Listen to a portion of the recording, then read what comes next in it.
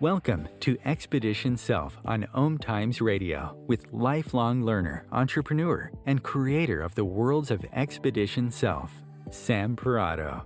Sam shares 4 decades of studying, guiding, and teaching how to go inside so we can build an incredibly powerful, dynamic, and validating relationship with the self. Expedition Self is laced with stellar, unexpected insights about what it means to be human.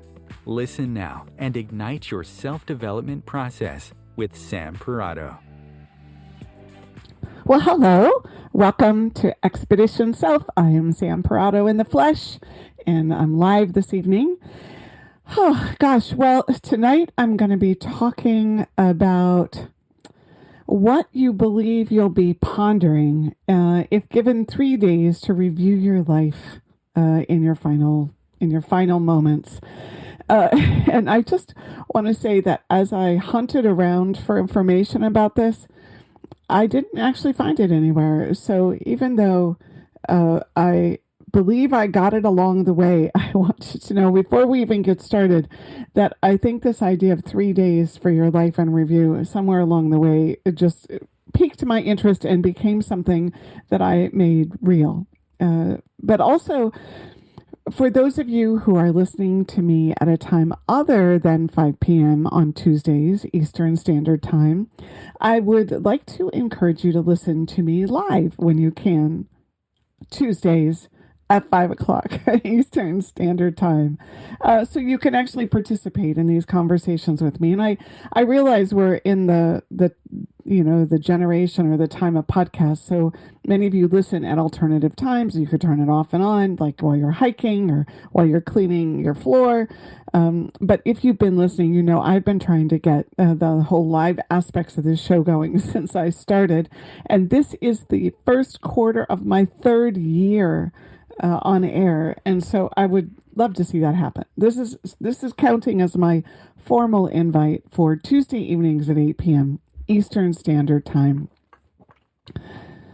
Well, so I started to say that as I looked this up, I couldn't find it anywhere. I did find kind of a version of it in Buddhist philosophy around reincarnation. And I know that the topic, it could be perceived as a bit of a morbid one, but to me, it's much more about how we live and how we think about life when we're in it. So I heard about this idea of having 3 days to review life before going into the next one a long time ago, and it was intriguing to me.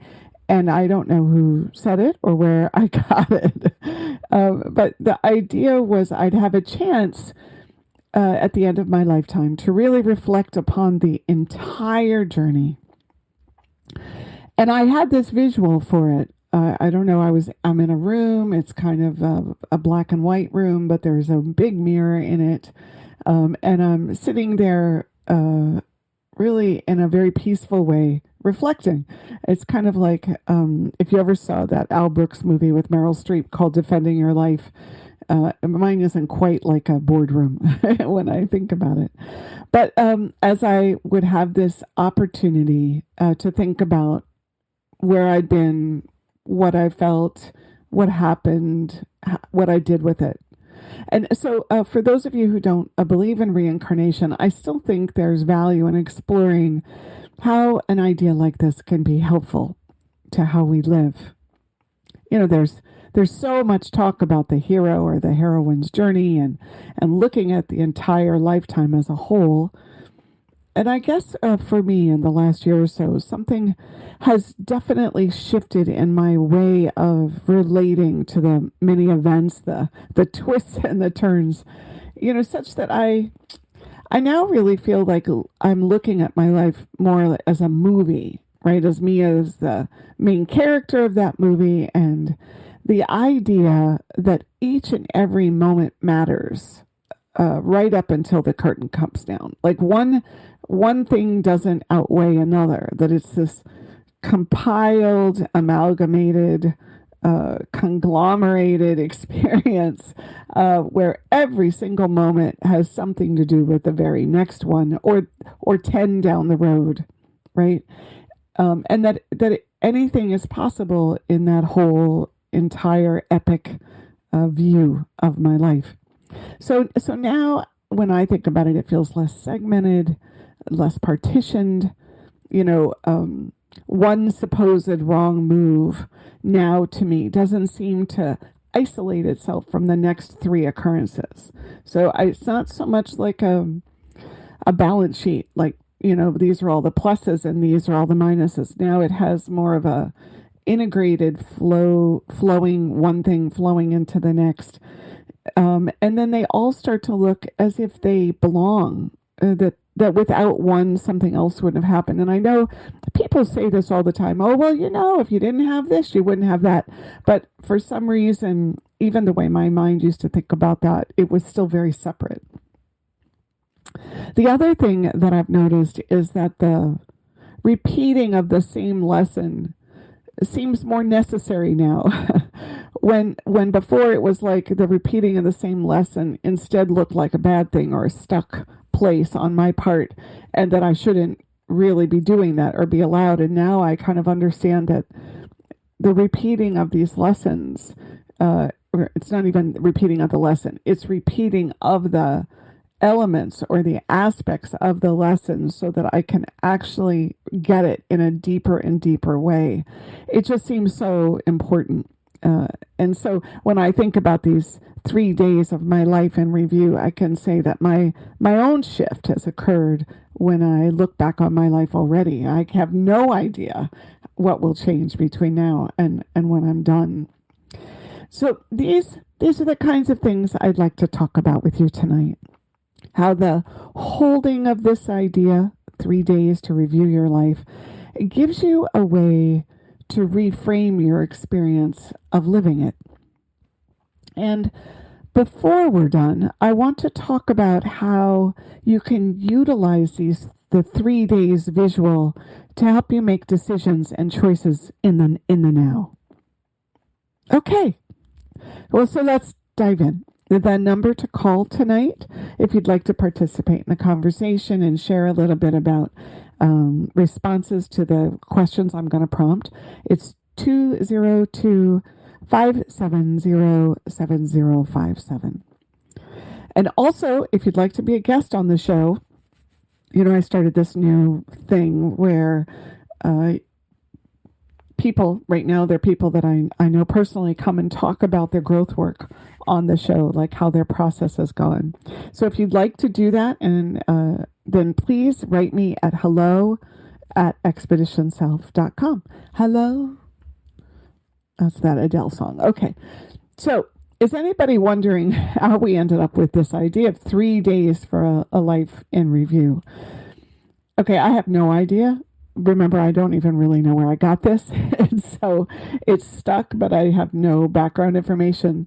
If anybody does, that would be a really interesting thing to call in about. But I've thought a lot about this anyway. And I think in the in-between world, 3 days, probably doesn't feel like 3 days. Right? Time is different. I always hear about that thought process, that time's different in different dimensions. But I rationalized it like this, that the first day would be a review of it all, like an inventory, right? That everything that happened would show up on the screen. Then the second day, I would be kind of settling into what it all means, which would probably mean I would have some resistance to it, or I might have a little bit of a challenge going on inside of myself to really be with everything that I see, and that's a necessary part of the process. And then the third day would have me center myself in neutrality, finding some peace, surrendering, to what I'm looking at, and accepting, right, that my life for exactly what it is and what it isn't, and that is what there is to be with. But the 3 days in general is a time for me to sit down with myself retrospectively, to grab a wonderful cup of Earl Grey tea with a little bit of cream and a couple of Splendas, and really settle into witnessing my journey.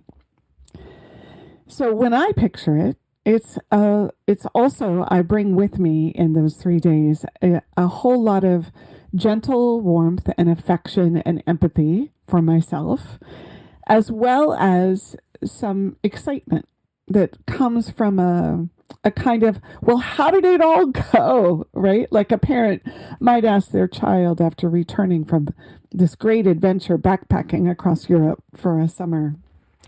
I have a hunch that my appreciation for myself, if I had done my life in review when I was 25, would look very different than my life in review now, because I think the experience of loving myself, which I just always think sounds so cliche, but really appreciating like who I am, what I struggle with, what I've learned, what I try to learn, my where I stumble, what I need, all that, right? I just have come to accept more and more about myself. I probably think that's part of what happens a lot of times for someone's lifetime. Okay, so this 3 days, I think it begins with a highlight reel of the high and low moments. I think it includes things we don't consciously remember, like being born with the umbilical cord wrapped around our throat, or something I would only remember, right? That's something I would only remember through rebirthing or breathing exercises. But these highlights and lowlights, which is what I'm going to call them, they're the moments that register for us emotionally, or that they stick in our mind's eye when we think about our life. Maybe it's, when your parents split up, or on your first day of high school, or a moment in your job when you got embarrassed or something, right? Or the birth of your first child. They're the moments when something went really well, and they're the times when things seem to not go so well, right? So it's really this kind of wash or inventory. So right now, I hope you have a pencil. Just jot down some of those highlights and lowlights. Now, don't censor, right? Just whatever comes to mind, whatever seems to show itself right out in front of our, right there, right? It just popped into your mind, or it's just a visual that you saw, or it's just a moment that you found yourself going back in your life. And it could be as recent as a month, right? And it could also be as long ago as when you were a little wee one, wandering around in diapers. So just write a few of them down. And I, as I say that, I guess that's one of the best things about our live show being recorded, is because if you're listening afterwards, you can actually pause it and make the list, and then, go back and pick it up. So if you're doing that, when you listen to this, then really give it over and make a full list. Spend the 20 to 30 minutes to keep writing until it's all done. Like, do that inventory. And, you can also go back to it from here. So here's the thing. Each one of those highlights and lowlights was experienced by you on more than one level. You would have had this intellectual interpretation, the emotional, sensory experience, the physical response to all of that, and then what it meant for you as a human being, and ultimately how it fit into your spiritual mission in your lifetime. Okay, spiritual mission of a lifetime is a really big idea. And I think we spend much of our lives trying to gain clues about that spiritual mission. And I think we all have different ways that we do it. Some of us do it through our art or our creative process. Some of us do it through the idea of astrology or mediumship or tarot reading, or connecting through the body in terms of our spirituality, like Reiki, right? And then some of us do it by just literally looking at the tangible elements of our lifetime and saying, what is it, right? But there is a spiritual, I want to hold up the idea that there is a spiritual mission in your lifetime. Okay, so I'm going to choose one of those examples and walk through it. Now, I have shared a lot on these shows, so you've probably heard this particular story, but I'm going to try to do it from the vantage point of what I'm really looking for, which is these multiple levels that we're experiencing life through. So this moment is when I started my very first business when I was 22 years old, and my grandmother had just died in October, and it was January, and she had left me this $1,000 life insurance policy, which was just, I can't even tell you, it just blew my mind. I didn't know that it existed. And to me, that $1,000 just seemed like somebody had given me $100,000. Like it was money I didn't have to earn. I didn't have to, figure out how to get it into my bank account. And so it was a true windfall, and it was a windfall given with great heart because of my relationship with my grandmother. So I'm going to actually stop here at the beginning of this story. And when we come back from break, I will pick it up and talk a little bit about what I would see as a highlight of my life and what I would like you all to be thinking about.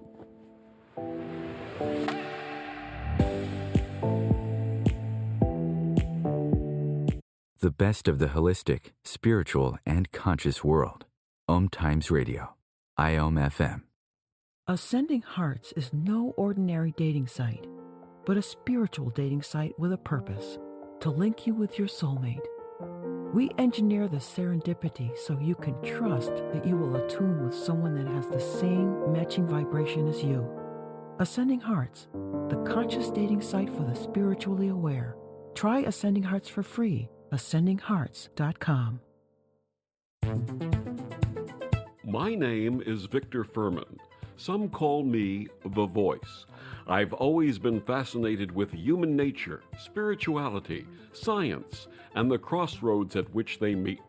Join me Wednesdays at 8 p.m. Eastern on OMTimes Radio, and we'll explore these topics and so much more on Destination Unlimited. If I could be you, and you could be me, for just 1 hour. If you could find a way to get inside each other's mind, walk a mile in my shoes. Walk a mile in my shoes. Walk a mile in my shoes. We've all felt left out, and for some, that feeling lasts more than a moment. We can change that. Learn how at belongingbeginswithus.org. Brought to you by the Ad Council. Walk a mile in my shoes.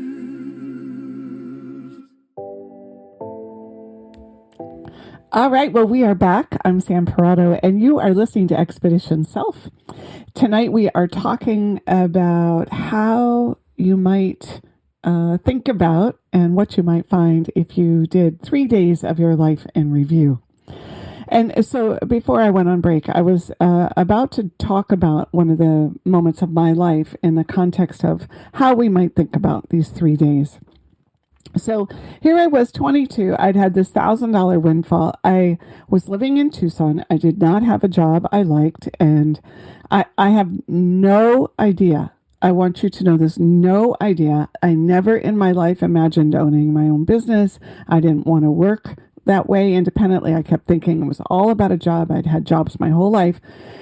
But I literally woke up one morning, I want to say it was on a Sunday, and I decided in that moment that I could work with small businesses to market themselves. It wasn't that I had a marketing degree. I didn't have any background in anything other than it just seemed like a good idea. I mean, literally, I woke up and I was off and running. So I went and got business cards made up that day. And back then, you went to a print shop, right?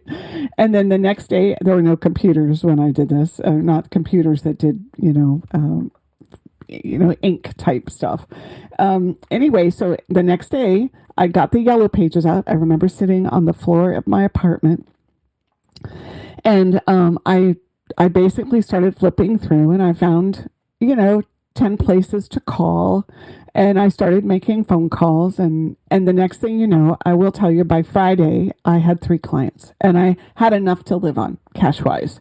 Like those 3 clients would generate enough for me to exist in my life. And so when I think about that time, I was so utterly clueless, right? The inspiration and an understanding about how to do this was absolutely, unequivocally not logical, right? There was nothing in my life, mostly, other than I kind of had an extroverted personality, that warranted my actions. I have no idea where they came from. And emotionally, I hadn't really begun to do any growth work, really, at all. I mean, I guess what I want to say, like I had done some therapy and I had done some kind of spiritual exploration stuff, but it was really, really a small amount. And so from an emotional standpoint, I would say I was largely offline, right? I had left a job in the retirement community I was running the year before, and I had absolutely no idea what I was going to do, what was going to happen to me, or where I was going. So these layers that I'm talking about, as I might reflect on my life, right? I'm in day 1, is I would see that some aspect of who I was, and I didn't know it was very much at play in all of this, right? Is that I made a dramatic left turn that seemed to have no preordained setup. And I was compelled to do it. And I didn't know what I was doing. And yet it was pivotal to everything else that would follow it. And so I was clueless. Really, I had no awareness. I had nothing, right, to work with. Right. And I had no idea what was at play. And so even with the starting, I did a so-so job at it. I mean, I really didn't know what I was doing. And in the realm of the rest of my life, of all of my relationships, right, it wasn't like I was feeling so successful or anything. It just happened, and I was there. So why do I walk you through this? Because when you start to put these events together, and there were other times in my life when I had no idea why I did something or why I was drawn to it, what I see is that this is a theme for me. This theme of not recognizing or knowing why I found myself someplace and really being like completely in the dark about why that happened. So I want to talk about these waves or themes that run through our lives.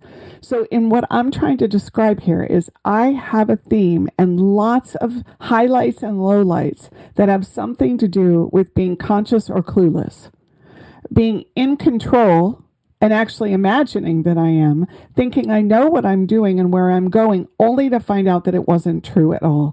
I have at least 50 highlights and lowlights that stand out in my life that fit that description about being conscious or clueless, being in control, imagining that I am, thinking I know what I'm doing and where I'm going, only to find out that it's not true at all. And there are these, it just happens. It just pops in. There's no plan about it. There's nothing to lay the groundwork for me to even expect it. You know, I have this memory of running down a hill and my legs pump, pump, pump. They're moving so fast, right, to try to keep up with the gravity that's pulling and tugging on me. It's an example physically where I had no idea why I was doing it, like what it was about it, but I was being pulled towards something. And that's the sense that I feel like happens on a spiritual level. So at an intellectual level, on that morning when I woke up and said, I'm going to start my business, or I'm going to go find people that want to hire me, right? Intellectually, I didn't know why I was doing it or what I was doing. Emotionally, I think I was kind of, I was looking for something, right, that was more satisfying for me. I was looking for something. I was sick of having bosses. I think that was part of what was happening, right? And physically, I was comfortable because I had gotten this money from my grandmother that really came out of the blue. right? But spiritually, there was a lot going on at play there because I didn't pre-plan it. I didn't be orderly in it. I didn't think like in a linear way about it. And now that a number of decades have passed, I can see these clear actions that seem to come out of the blue in shocking ways. You know, one day I woke up and realized, I literally woke up and realized I didn't want to be married anymore. I didn't see it coming. I didn't know it was happening inside of my emotional experience, right? It was jarring in its unplanned nature. One day I realized I didn't like my business, and so I just pivoted. And of course, it showed up in relationship too. I'd find myself in some unplanned social situation. This one was on Twitter. I ended up in this tribe or this group, and a decade later, really, they were the launch pad for Expedition Self. So I'm doing a lot of talking about me and trying to help you think about this. But what I'm asking you to do is to think about those experiences, those occurrences, those events, those situations that have happened in your life, and look for what those themes are. Right? And in terms of my own life, what's important about this is that we've got those unexpected things, but on the other side of who I am, I get very determined. I don't give up for a long time with things that don't pan out or get results. And while that's all true, I also have an entire pattern that I've actually seen where I do, in fact, walk away from things because I don't stay with them long enough. So you can see, if I'm looking at my life in review, I'm looking at cluelessness, I'm looking at intentionality and being in control, and I'm looking in like the hidden spots or the shadow or the unconscious places where actually I leave things rather than playing them fully out. So when I review my life, what I see is a lack of trust or faith that things will come to me. A belief that I have a belief, right, that I will have to work really hard with my intention and be very proactive to make things happen. And then I have this sense that I'm in control of generating these so-called results I want. And of course, that series of lessons is nowhere close to over for me, right? I'm still on this continuum of allowing, receiving, accepting that which I don't plan for, welcoming divine inspiration and working proactively pursuing these things that I want to create. It's so not over, but the question is, why is this theme important? And that's what's cool about your life in review, is you get to ask questions like this. Remember that everything that I'm about is trying to help you go inside. And there's something about projecting your imagination into the future where it's all done, right? You've played it out, right? The curtain is coming down for your last bow. And when you do that and you ask yourself, what are the themes of my life? What are the places that I would review? It gives you a way to go inside from a different angle. Right? So how is my need to be conscious while still remaining clueless? How does it have to do with power and powerlessness? Because if you look at the highs and lowlights of my life, many, many of them have to do with power and powerlessness. Even that moment where I started my business when I didn't want to have to go find another boss. I didn't want to go work for somebody else. And so these things, they excite my mind to ponder what there is to learn. And I'd like to think that in this hour that you spend with me, you just stop long enough to think about your own life. You just stop long enough to go inside a little bit and maybe put pieces together in a way that you haven't put them together before. So what are some typical themes? Courage and fear, strength and weakness, self-value, self-expression, intimacy, empathy and suffering, intellect and emotion, victim, martyr, victimizer, big theme for lots of people in our world right now, right? Identity, place and belonging, individuality and interdependence, community and independence, creativity and constructability, inside of archetypes, right? Like the artist and the builder, violence and peace, right? So the themes, what's important about themes is that you look for what you see in it. You try to find the words that describe what you're actually working with. Self-responsibility and irresponsibility. That's a really cool one, right? Substance versus flimsiness. Really, you get to define this. Your themes, they're hidden inside of both your high and your low points of your existence. But they're also hidden with the entire in-betweens of your hours and days. And really, I often think that the in-betweens are where you see the glue or that masonry compound. Now, I don't remember what it's called, that puts the bricks together. Those in-betweens help you to tell the story just a little bit more, because they're what happens in between the highlights and the lowlights. They're where those unconscious actions and choices get seen. So thinking in terms of this 3 days to review your life, well, it gives you a chance to take it all in and ponder, what is it trying to tell me? Where is it trying to steer me? What is there to see about being human? And what are the human needs you are discovering? And how do those work together?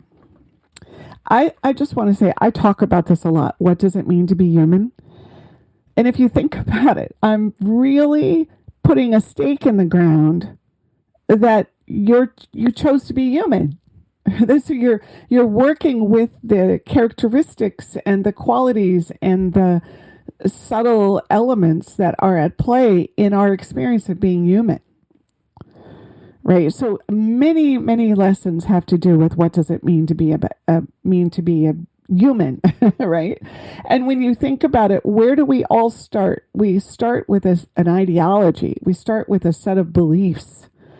And then the rest of our lifetime is spent at some level poking holes in those beliefs or reworking them, remolding them, and reshaping them. So we start to close the gap between the idea of being human and what it really means to embody ourselves as human beings. So as themes go, I have a whole theme around belonging and community and individuality, right? So I can share a story from the time that I was 2, when I was standing in line with some little friend, and I was telling him that I owned a song. It was Those Boots Are Made for Walking, and it couldn't be their song if it was my song, right? And I have stories all the way through until a month ago in terms of how do I fit inside community and still have my voice. Right? I still shy away from community for fear that my individuality will somehow get swallowed up. And there's a part of me that would rather be alone than have that happen. But, I'm making inroads all the time without always planning for them. And so this part of my story in terms of my life in review is not done. That's one of the cool things about projecting yourself into the future as a way to go inside, is it also helps you make room for the rest of what there is to learn that you have yet to see. It allows you to create this space between where you are now and what that ending looks like, so that you can allow for more experimentation and get more liberated as you go along. What are the spiritual lessons you are grappling with? I know there are so many books written about what you're supposed to be embracing to be a spiritual being. I think it's all about like helping you hack it or get closer to it. And I do think it's helpful, right? They'll talk about, one of the spiritual ideas is, to be self-accepting, right? There's a number of ways that they can set that up or frame it up to give you a place to look, to go direct yourself there. But I do find it to be very, very fruitful to look at your life and see what there is to see inside of what you believe your spiritual lessons are all about. I think they're about oneness and learning about oneness, where the boundaries between me and another person are not like brick walls, right? I think spiritual lessons are about the sense of you being more than your human experience, right? Opening up to psychic or the collective unconscious or the collective consciousness that we live inside of. And then also I think spiritual lessons are the exploration of what it means to evolve and to gain wisdom. But you get to determine what that is. And it's worth your time. I think that's what I'm really trying to say. It's worth your time to think about, if I did my life in review, what would I see about my journey, my steps, my path, the bridges I go over, the highways I take that are not straight routes. All right. When we come back, we're going to just put a little bit of brackets around these days.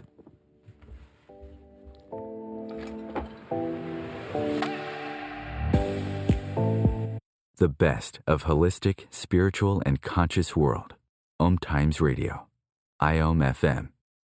Host your show on IOM FM, the radio network of OMTimes Media, one of the more recognized brand names in the conscious community, and is backed by the extensive marketing reach of OMTimes. Hosting a show on IOM FM immediately connects you with our extensive dedicated community. Hello, I'm Sandy Sedgbeer, host of OMTimes Magazine's flagship radio show, What is Going On. My passion is sifting through information, research, and innovations from new thought teachers, speakers, and researchers pushing back the boundaries of what we know about life, energy, metaphysics, and the universe.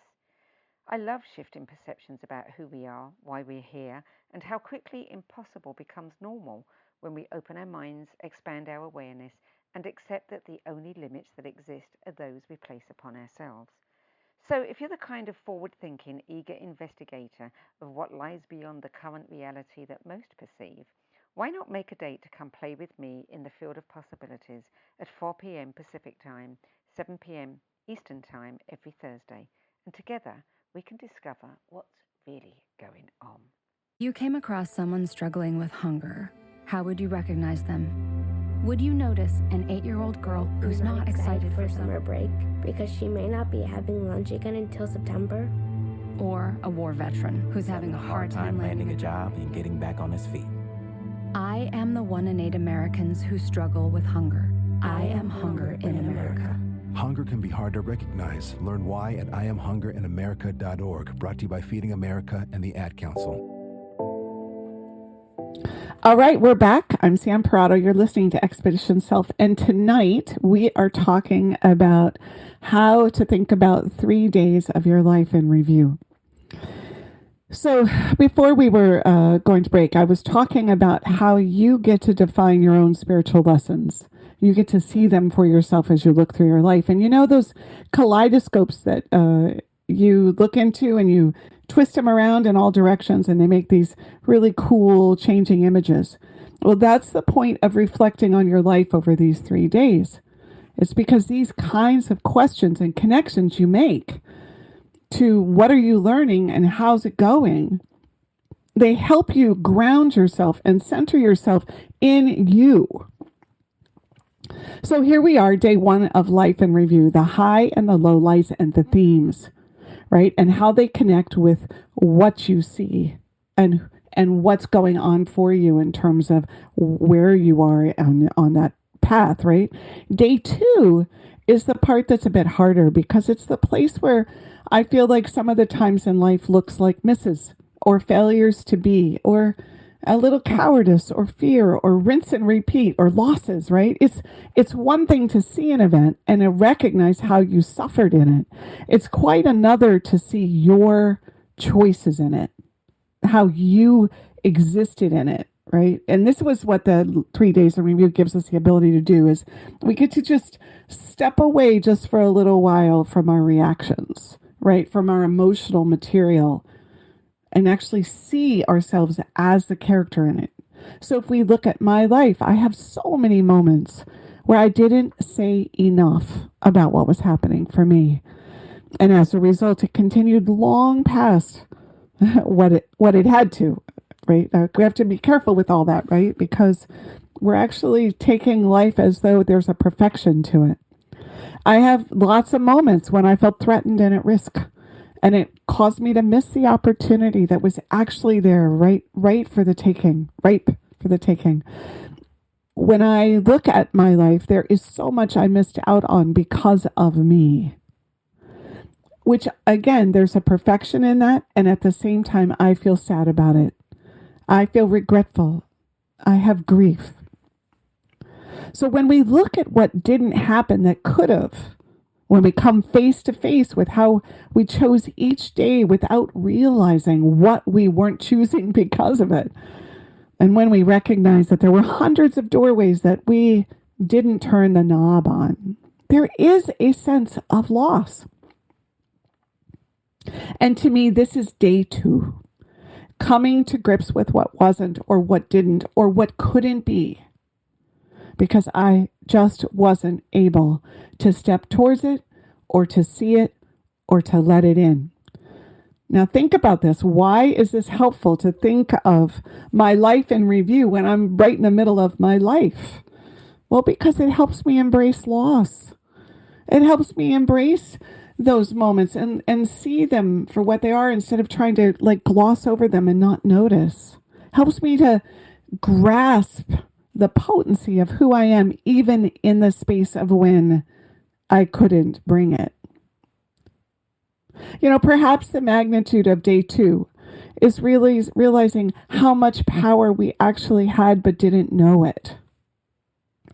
And of course, day 2 is about recognizing that while we had all that power, we didn't necessarily have the wherewithal to use it to our advantage, to put it to good use, to see what we were doing or not doing. I feel like I'm making this up, right? But this is kind of how I think about the 3 days in review when I put myself in here, right? To help myself ground in the moment, in the now. So day 2 is also about empathy.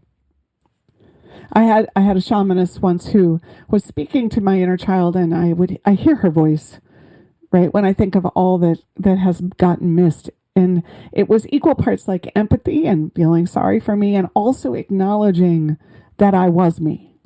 And I think that's the idea of day 2, is to profoundly connect with the vulnerability that is being you as a human, your humility of walking in your own shoes, and the depth of suffering that comes at our own hand, and the difficulty that's associated with being in our bodies and feeling the pain in our bodies and allowing life and dealing with all that life dishes out to us. See, during day 2, I think we come to grips with the life lessons we were dealt. And this is we see how we show up in that. And there's often things that are missing. There's often something we can mourn over. There's often missed memories and moments that we can't get back. And this is happening right now, right? So although we're talking about the future, it's actually happening right now that we're missing. We're missing these doorways, and there's something to notice about what we're missing. What do you think you're missing right now? What do you think right now is inviting you to step towards it, and it's not possible for you? So it's the culmination of embracing our humanness while acknowledging that power without awareness is not always so useful. Okay, so we move to day 3. And so on day 3 of this imagined review, life in review, I like to think that things begin to sift and shift and move around inside, right? The highlights and the lowlights, the moments missed and the opportunities, the joys and the regrets, they all begin to form a new picture for us. And this is a picture of completeness, like this sweeping gaze across the horizon of our existence and participation with the people, with the land, with our bodies, with our subconscious, I have to throw that in our hearts, with the technology, with the books, with the environment and the community and the governments, and with our work. And when we do this, something starts to click into place. We see it all as part of a big journey, like an aspect of perfection, right? Yeah, you all heard, right? Imperfectly perfect. I think it really fits here. It's not that you see the positives in day 3. It's you see the cause and effect better. You see why you were stubborn or withheld and what you were afraid of and driving towards. But bigger than that, you see how it fits together and why it makes sense that you are who you are, why it makes sense that this happened or that happened, why you find yourself in this moment. And you can do it without the judgment. Because in the 3 days in life in review, we're more than our intellect and we're more than our emotions. I was reading a comment on Instagram recently, and it was, I don't remember who said it, but it was something like there's a heart behind everyone's lifetime, right? And they were saying it in the context of someone they didn't like, but they always try to remember that. And I think day 3 is the time when we see the heart behind everything that's ever happened to us, right? Gratitude for all the lessons, for the people we didn't like, for the hurts we felt. We get to see how we are in the center of it, at the middle of it. And of course, to see this in the everyday is hard. But I do fantasize that by the time I get to day 3 of my life in review, the fight has gone out of it. And I'm more willing to accept myself for who I am and who I'm not, or who I was or who I wasn't. Who I would have liked to be, but couldn't find the way. And so can you see where I'm toggling between the end and now, and the end and now, because when we take that mindset that I'm applying to those 3 days in review at the end, it can really help us drop in and look seriously about where we are. But I do think that by day 3, and that in my vision, I'll want to wrap the sad and the lost parts of my journey up in a warm and cuddly blanket, and cheer for the parts of it when I finally saw what I needed to. When things came together on my behalf and I got it. I climbed over the fence and I discovered that glowing treasure, because in day 3, this is when I get to see something. And we're not limited by this judgmental intellect. Its limiting way of thinking isn't in the lead. And so we get free for just a moment. That's that moment when we don't have to hold on to the constraints, because we're nearing the end of the supernatural dream and we're free to call it for what it is, to acknowledge ourselves for what it took to get here, no matter how much it felt like a win or didn't. And we can give ourselves the moment to take it in and then let out a great big sigh of having completed it. What do you think you'll see on day 3? When you look at your life right now, what is the freedom that comes with day 3? So I want to talk a bit about completion. It's not an area in life where I've had an easy time, but I do feel like for many of us, completing things is kind of a subconscious trigger for feeling empty or not needed or not existing or non-essential. Right? I hear people a lot of times talk about, I just want to make a contribution. And I always feel like completion has some relationship to that, right? So we don't complete important conversations, we let them dangle. We don't complete projects. We just keep adding them to the to-do list. We don't complete the emotional work around trauma. We try to will it into a jar in the cupboard and call it done. And I know this isn't everyone, but I encourage you to look at how you relate to being complete, because I think that's one of the other things that comes with playing with the idea of 3 days for my life in review. So do you have a reluctance to finish what's happening, or what needs to be spoken, or needs to be cleared up, or needs to be talked through, so there's no question that we're all on the same page? Do you know how often I hear people say, I don't know why I'd go back and mention that, because it's just been too long. They're not even going to know what I'm talking about. Dozens of times a month. But the key to getting complete is that it's being done for you, not for them. And sometimes it takes a decade. Sometimes it takes 100 hours of writing. Sometimes it takes all night to wrap up that project that's been hanging around for years. So I'd like to invite you to use this idea of 3 days of your life in review, right? Because it helps you emphasize the valuing of both the high and low lights as essential parts of the whole of your journey. You know, the appreciating of the fails, the misses, the repeats, the blocks, and the ignorance for what it is, the sad and hard and difficult and disappointing. And mostly, it's a necessary part of your life learning. We never go on a straight line up the hill. We always have to pause and revisit and stop and lose our way. And lastly, this idea of truly embracing the themes of your life and all the hidden ways you're learning about them, but don't actually recognize it. I'm saying you might not recognize all these themes that are at play. And when you give yourself room to say, why don't I understand that? Why is that confusing? It's likely there's a theme hidden behind there, right? There's a need to get some level of completion with each footprint left on the stepping stones. And the cool part about thinking about 3 days of life in review is that you can ask yourself when you're involved in anything. I mean, anything.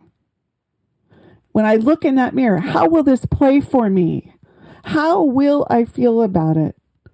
Will I have regrets? And this is that life-altering opportunity in tonight's conversation. The ability to think about day one. How will I think about this event or time in my life as a highlight or a low light or an in-between? Will I feel satisfied and fulfilled about it? And what themes am I working with, and how can I embrace them more fully? Or day two, how am I stepping towards my life? How am I relating and caring for myself when I don't get or accomplish what I set out to? And what kinds of feelings will I have when this is played out? How can I create a fuller experience for myself that embraces the sadnesses, the losses, the disappointments? And from day three, what would have me feel complete about my week or my year or my relationships or these experiences in my life? How can I come to some middle ground or neutral space where I get bigger than any of the parts of myself and see the whole of every day rather than compartmentalizing it into a good thing or a bad thing, right? And will I regret where I am right now? Am I being as conscious and open and undefended as I can possibly be so that I can take in more and more of what's offered? Well, I've reached the end of my conversation about 3 days of life in review. I hope that you have found a tidbit of going inside for yourself, either by thinking about day one, day two, or day three. And I would love to hear from you if you would like to write me. So have a great week. Thank you so much.